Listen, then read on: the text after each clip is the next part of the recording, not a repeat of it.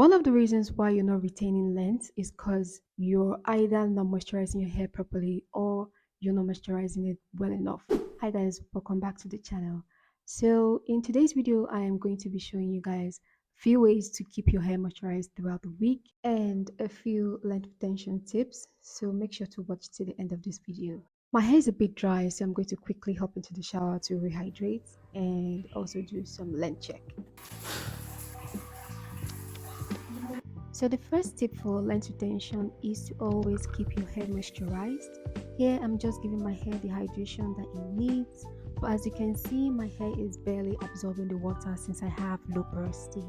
Now I'm going to switch to warm water which I put in a bucket to help differentiate both scenes.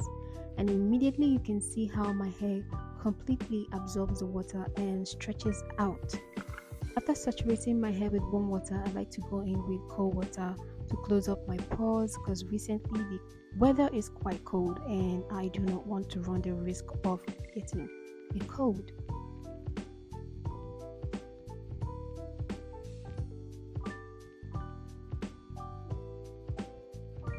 So I decided to measure my hair length using a tape for the first time, and I had my sister help me out with most of it.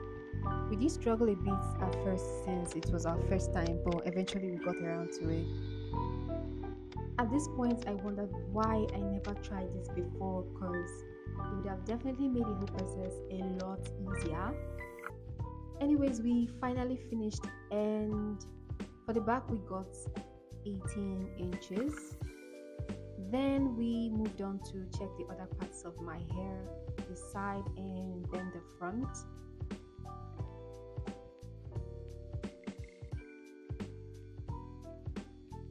I was quite surprised with the results because I never expected my side hair to be the same length as my back, as I expected the back to be the longest, but as we have it, the sides are also the same length as the back.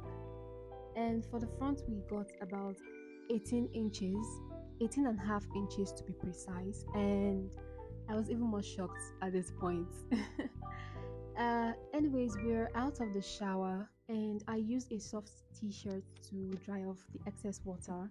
Now I'm going to go ahead to divide my hair into 4 sections to make the process easier, then further divide each section into smaller sections later on.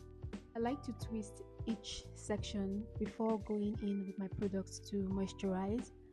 That way I can still keep my hair stretched and prevent it from drying out faster. Make sure to work with clean parts to avoid tangles when taking down your twists. The patterns don't have to be perfect, just clean enough.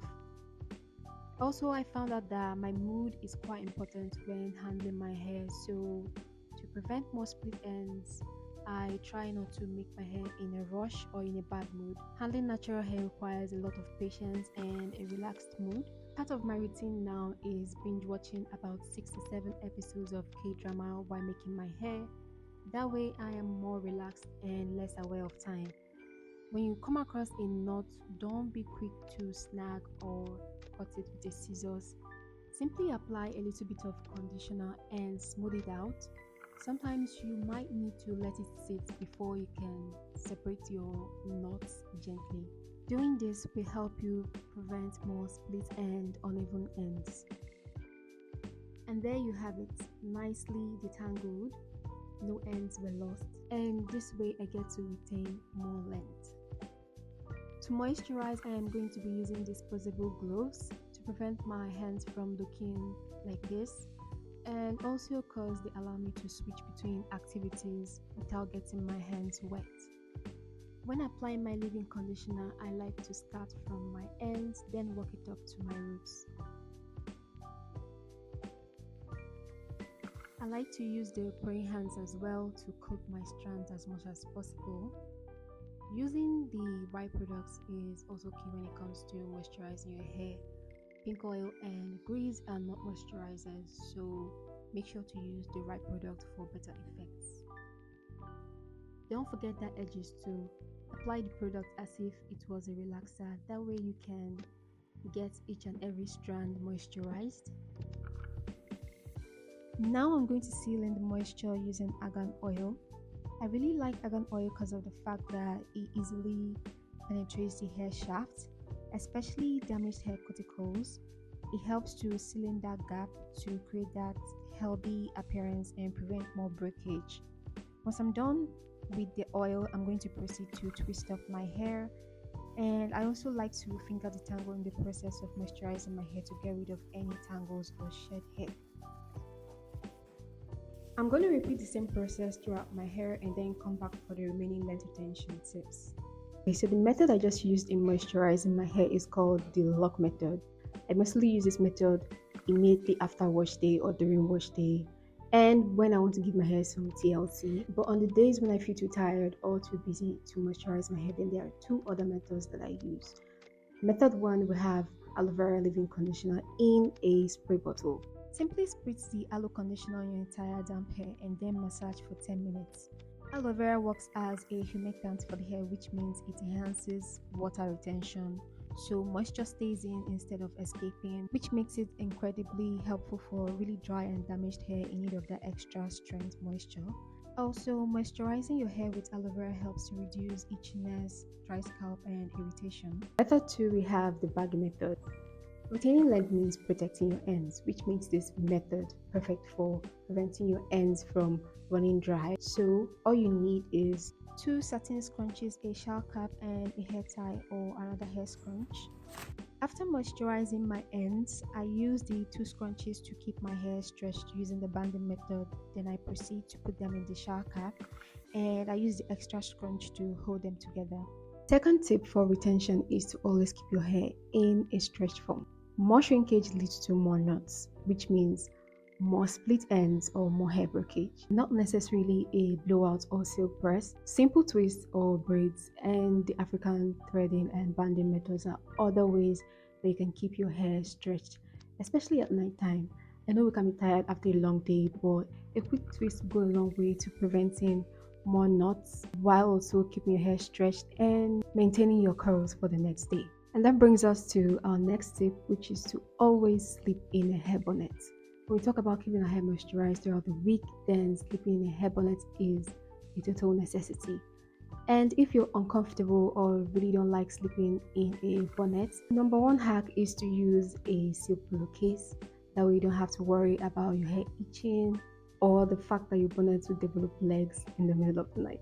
Tip number 4, we have detangling your hair properly. As much as we talk about keeping your hair moisturized, detangling your hair properly is also important, especially when you're fresh out of a protective style. It's very important how you detangle your hair because it can determine how much new and old growth you retain. Avoid combing or detangling your hair when it's dry and without some sort of conditioner.